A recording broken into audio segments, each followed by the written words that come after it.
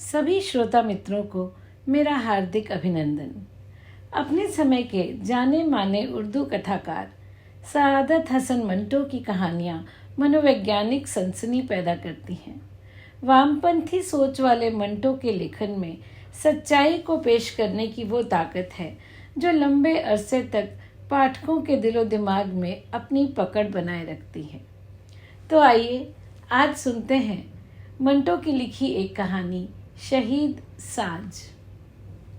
मैं काठियावाड़ गुजरात का रहने वाला हूँ, जात का बनिया हूँ।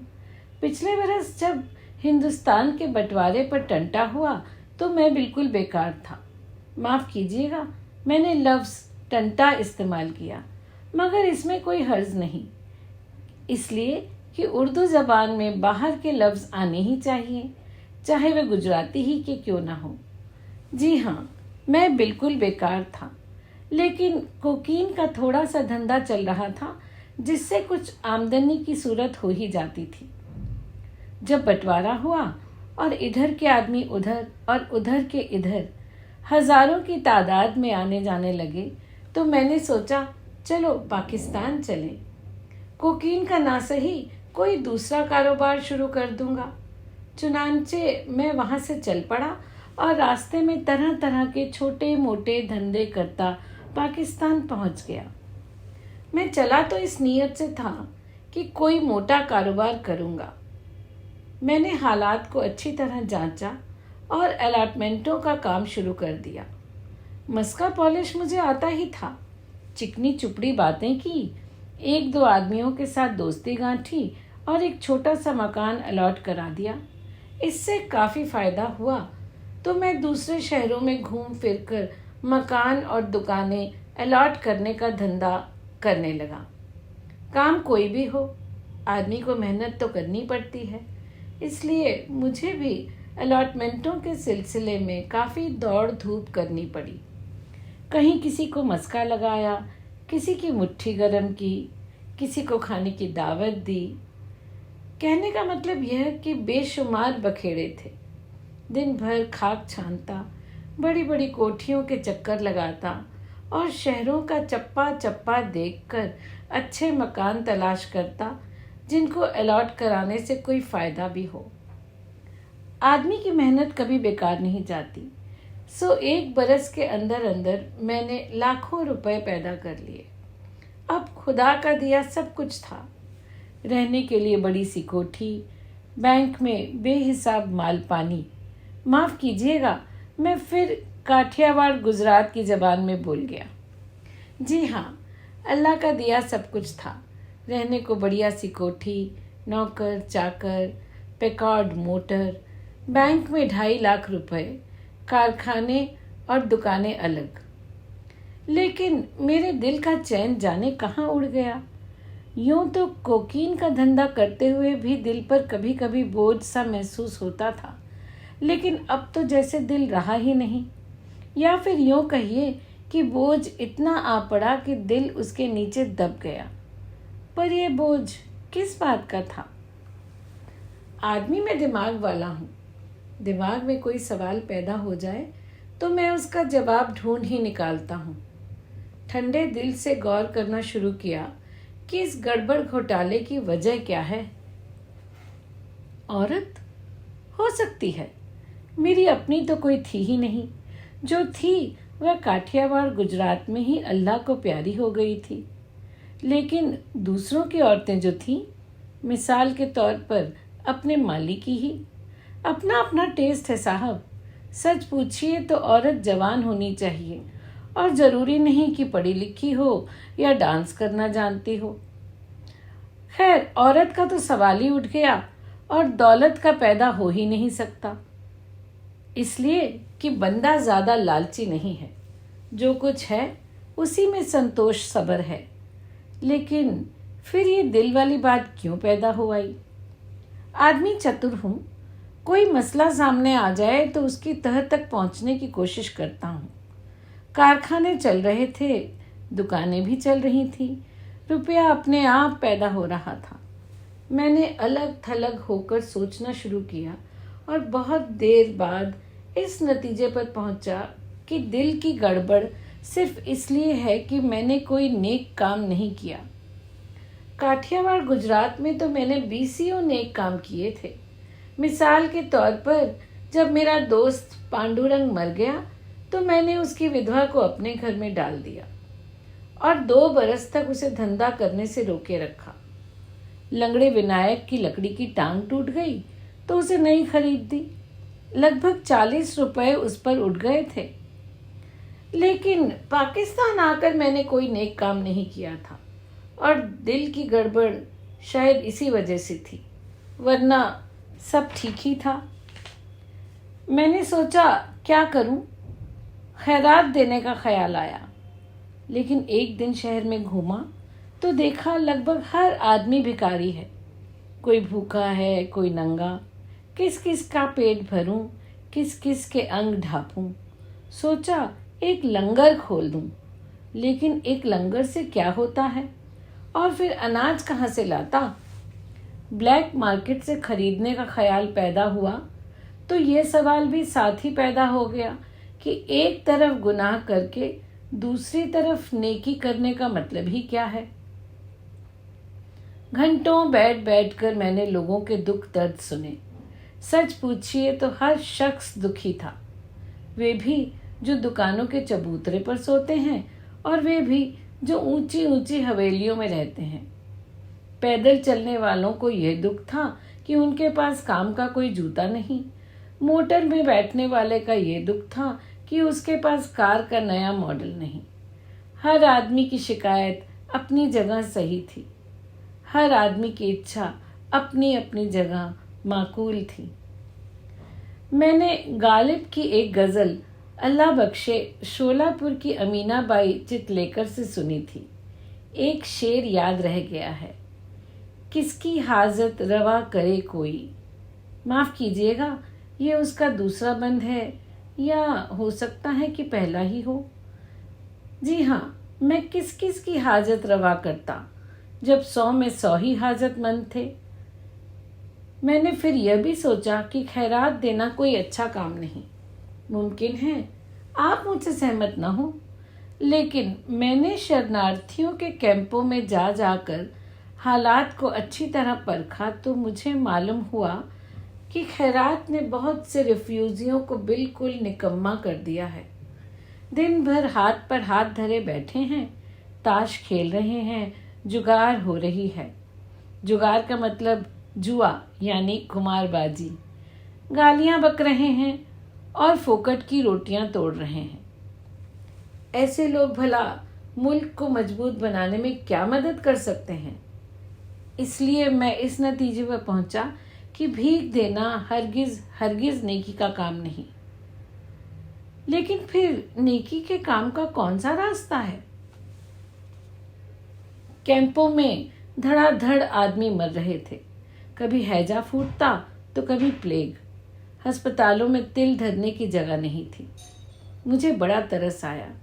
सोचा कि एक अस्पताल बनवा दूं, मगर सोचने पर ख्याल छोड़ दिया।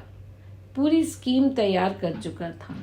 बिल्डिंग के लिए टेंडर मंगवाता, दाखिले की फीसों का रुपया जमा हो जाता, अपनी ही एक कंपनी खड़ी कर लेता और टेंडर उसी के नाम निकाल देता।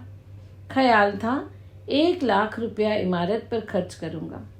जाहिर है 70,000 में पूरी बिल्डिंग खड़ी कर देता और पूरे 30,000 बचा लेता। मगर यह स्कीम धरी की धरी रह गई। जब मैंने यह सोचा कि अगर मरने वालों को बचा लिया गया तो ये जो इतनी आबादी है वह कैसे कम होगी। देखा जाए तो सारा लफड़ा ही फालतू आबादी का है। लफड़ा का मतलब झगड़ा, वो झगड़ा जिसमें फजीहत भी हो। लेकिन इससे भी इस शब्द का पूरा मतलब मैं बता नहीं सकता। जी हाँ, देखा जाए तो सारा लफड़ा ही इस फालतू आबादी की वजह से है। लोग बढ़ते ही जाएंगे तो इसका मतलब ये नहीं कि ज़मीनें भी साथ साथ बढ़ती जाएंगी। आसमान भी फैलता जाएगा, बारिशें ज़्यादा होंगी, ज़्यादा अनाज पैदा होगा। इसलिए मैं इस नतीजे पर पहुंचा कि अस्पताल बनवाना कभी भी नेकी का काम नहीं हो सकता। फिर सोचा मस्जिद बनवा दूं, लेकिन अल्लाह बख्शे शोलापुर की अमीनाबाई चितलेकर का गाया हुआ एक शेर फिर याद आ गया। नाम मंजूर है तो फैज़ के असबाब बना। वह मंजूर को मंजूर और फैज़ को फैज़ कहा करती थी। नाम मंजूर है तो फैज़ के असबाब बना, पुल बना, चरागाह बना, मस्जिदें तालाब बना। किस कमबख्त को नाम वाम की इच्छा है? वे जो नाम उछालने के लिए पुल बनाते हैं, नेकी का क्या काम करते हैं? खाक? मैंने कहा नहीं, यह मस्जिद बनवाने का ख्याल बिल्कुल गलत है। बहुत सी अलग अलग मस्जिदों का होना भी कौम के हक में कभी फ़ायदेमंद नहीं हो सकता, इसलिए कि जनता बट जाती है। थक हार कर मैं हज की तैयारियां कर रहा था कि अल्लाह मियाँ ने मुझे खुद ही एक रास्ता बता दिया। शहर में एक जलसा हुआ। जब ख़त्म हुआ तो लोगों में अफरा तफरी फैल गई। इतनी भगदड़ मची कि 30 आदमी मारे गए। इस हादसे की खबर दूसरे रोज जब अखबारों में छपी तो पता चला वे मरे नहीं थे बल्कि शहीद हुए थे। मैंने सोचना शुरू किया।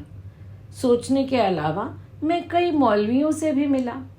पता चला कि जो लोग अचानक हादसों का शिकार होते हैं उन्हें शहादत का दर्जा मिलता है, यानी कि वह रुतबा जिससे बड़ा और कोई रुतबा नहीं। मैंने सोचा अगर लोग मरने के बजाय शहीद हुआ करें तो कितना अच्छा हो। वे लोग जो आम मौत मरते हैं, जाहिर है कि उनकी मौत बिल्कुल बेकार जाती है। अगर वे शहीद हो जाते तो एक बात बनती। मैंने इस बात पर और बारीकी से गौर करना शुरू किया। चारों तरफ जिधर देखो खस्ता हाल इंसान थे। पीले चेहरे, चिंता, फिक्र, दुख और रोजी रोटी के बोझ तले पिसे हुए, धसी हुई आंखें, बेजान चाल, घिसे फटे कपड़े, रेलगाड़ी के बेकार माल की तरह। या तो किसी टूटे फूटे झोपड़े में पड़े हैं या बाजारों में लावारिस जानवरों की तरह मुंह उठाए बेमतलब घूम रहे हैं। क्यों जी रहे हैं? किसके लिए जी रहे हैं? और कैसे जी रहे हैं? इसका कुछ पता ही नहीं। कोई महामारी फैली, हजारों मर गए, और कुछ नहीं तो भूख और प्यास से ही घुल घुल कर मरे। सर्दियों में अकड़ गए, गर्मियों में सूख गए। किसी की मौत पर किसी ने 2 आंसू बहा दिए। बहुतों की मौत तो खुश्क ही रही। जिंदगी समझ में ना आई, ठीक है। इसमें रस न पाया, यह भी ठीक है। वो किसका शेर है? खुदा भला करे। शोलापुर की अमीनाबाई चितलेकर क्या दर्द भरी आवाज में गाया करती थी। मरकर भी चैन न पाया तो किधर जाएंगे। मेरा मतलब है, अगर मरने के बाद भी जिंदगी न सुधरी तो लानत है ससुरी पर। मैंने सोचा क्यों ना ये बेचारे, ये किस्मत के मारे दर्द से ठुकराए हुए लोग जो इस दुनिया में हर अच्छी चीज के लिए तरसते हैं, उस दुनिया में ऐसा दर्जा पाएं कि वे जो यहाँ पर उनकी तरफ देखना भी पसंद नहीं करते, वहां उन्हें देखें और रश्क करें। इसकी एक ही सूरत थी कि वे आम मौत न मरें बल्कि शहीद हों। अब सवाल ये था कि क्या ये लोग शहीद होने के लिए राजी होंगे? मैंने सोचा क्यों नहीं। वह कौन सा मुसलमान है जिसमें शहीद होने का जोश न हो। लेकिन मुझे सख्त नाउमीदी हुई जब मैंने एक मरियल से आदमी से पूछा, क्या तुम शहीद होना चाहते हो? तो उसने जवाब दिया, नहीं। समझ में ना आया कि ये आदमी जीकर क्या करेगा। मैंने उसे बहुत समझाया, देखो बड़े मियाँ, ज्यादा से ज्यादा तुम 1.5 महीना और जियोगे। चलने की तुम में ताकत नहीं। खांसते खांसते गोता लगाते हो तो ऐसा लगता है कि बस दम निकल गया। फूटी कौड़ी तुम्हारे पास नहीं। जिंदगी भर तुमने सुख नहीं देखा, आगे भी देखोगे इसका सवाल ही पैदा नहीं होता। तो फिर जीकर क्या करोगे? फौज में तुम भर्ती हो नहीं सकते। तब क्या यही ठीक नहीं रहेगा कि तुम कोशिश करके यहीं बाजार में या डेरे में, जहां तुम रात को सोते हो, अपनी शहादत का बंदोबस्त कर लो, मैंने कहा। तब उसने पूछा, यह कैसे हो सकता है? मैंने जवाब दिया, ये सामने जो केले का छिलका पड़ा है, मान लो कि तुम इस पर से फिसल गए। जाहिर है कि तुम मर जाओगे और शहादत का दर्जा पाओगे। पर यह बात उसकी समझ में ना आई। कहने लगा, मैं क्यों आंखों देखे केले के छिलके पर पांव धरने लगा? क्या मुझे अपनी जान प्यारी नहीं? अल्लाह अल्लाह, क्या जान थी! हड्डियों का ढांचा, झुर्रियों की गठरी। मुझे बड़ा अफसोस हुआ, और उस वक्त और भी ज्यादा हुआ जब मैंने सुना कि वह कमबख्त जो बड़ी आसानी से शहादत का रुतबा पा सकता था, खैराती अस्पताल में लोहे की चारपाई पर खांसता खंखारता मर गया। एक बुढ़िया थी, मुंह में दांत न पेट में आंत, आखिरी सांसें ले रही थी। मुझे बहुत तरस आया। बेचारी की सारी उम्र दुख और चिंता में बीती थी। मैं उसे उठाकर रेल के पाटे पर ले आया। माफ कीजिएगा, हमारे यहाँ पटरी को पाटा कहते हैं। लेकिन साहब, जैसे ही उसने गाड़ी की आवाज़ सुनी, होश में आ गई और चाबी के खिलौने की तरह उठकर भाग गई। मेरा दिल टूट गया। फिर भी मैंने हिम्मत न हारी। बनिए का बेटा अपनी धुन का पक्का होता है। भलाई का जो साफ और सीधा रास्ता मुझे नजर आया, उसे मैंने अपनी आंखों से ओझल न होने दिया। मुगलों के वक्त का एक बड़ा सा अहाता खाली पड़ा था। उसमें 151 छोटे छोटे कमरे थे, बहुत ही खस्ता हालत में। मेरी तजुर्बेकार आंखों ने अंदाज़ा लगा लिया कि पहली ही बारिश में सबकी छतें गिर जाएंगी। सो मैंने उस अहाते को 10,500 रुपये में खरीद लिया और उसमें 1,000 गरीब बेसहारा लोग बसा दिए। 2 महीने मैंने किराया वसूल किया, 1 रुपया माहवार के हिसाब से। और तीसरे महीने, जैसा कि मेरा अंदाज़ा था, पहली ही बड़ी बारिश में सब कमरों की छतें नीचे आ रहीं और 700 आदमी शहीद हो गए। वह जो मेरे दिल पर कुछ बोझ सा था, कुछ हद तक तो हल्का हो गया। आबादी में 700 आदमी कम भी हो गए और उन्हें शहादत का दर्जा भी मिल गया। उधर का पलड़ा भी भारी ही रहा। तब से मैं यही काम कर रहा हूँ। हर रोज़ बिसात के मुताबिक 2-3 आदमियों को शहादत का जाम पिला देता हूँ। जैसा कि मैं पहले ही कह चुका हूँ, काम कोई भी हो, इंसान को मेहनत करनी ही पड़ती है। खुदा भला करे, शोला पर की अमीना बाई चितलेकर एक और शेर गाया करती थी, लेकिन माफ़ कीजिए, वह शेर यहाँ मुनासिब नहीं बैठता। कुछ भी हो, कहना यह है कि मुझे मेहनत काफ़ी करनी पड़ती है। मिसाल के लिए, एक आदमी को मौत की तरह, जहाँ तक मैं समझता हूँ, शहादत का भी एक दिन तय है। 10वें दिन जाकर वह कहीं पथरीले फर्श पर केले के छिलके पर फिसला और शहीद होता है। आजकल मैं बहुत बड़ी इमारत बनवा रहा हूँ। ठेका मेरी ही कंपनी के पास है, 2 लाख का है। उसमें से 75,000 तो मैं साफ अपनी जेब में डाल ही चुका हूँ। बीमा भी करा लिया है। मेरा ख्याल है कि अब 3री मंजिल खड़ी की जाएगी तो सारी बिल्डिंग धड़ाम से गिर पड़ेगी, क्योंकि मसाला ही मैंने ऐसा लगवाया है। उस दिन 300 मजदूर काम पर लगे होंगे। खुदा के फजल से मुझे पूरी उम्मीद है कि सब के सब शहीद हो जाएंगे। लेकिन अगर कोई बच गया तो इसका मतलब यह होगा कि वह परले दर्जे का पापी है और उसकी शहादत अल्लाह ताला को मंजूर नहीं। तो दोस्तों, ये थी कहानी शहीद साज। अपने समय की जिस विसंगति को मंटो ने महसूस किया, शायद इस कहानी में आपने भी महसूस किया होगा। कहानी पसंद आई हो तो लाइक कीजिएगा, शेयर भी कीजिएगा, और चैनल अब तक सब्सक्राइब ना किया हो तो ज़रूर कर लीजिएगा। जल्दी ही मिलेंगे एक नई कहानी के साथ। धन्यवाद।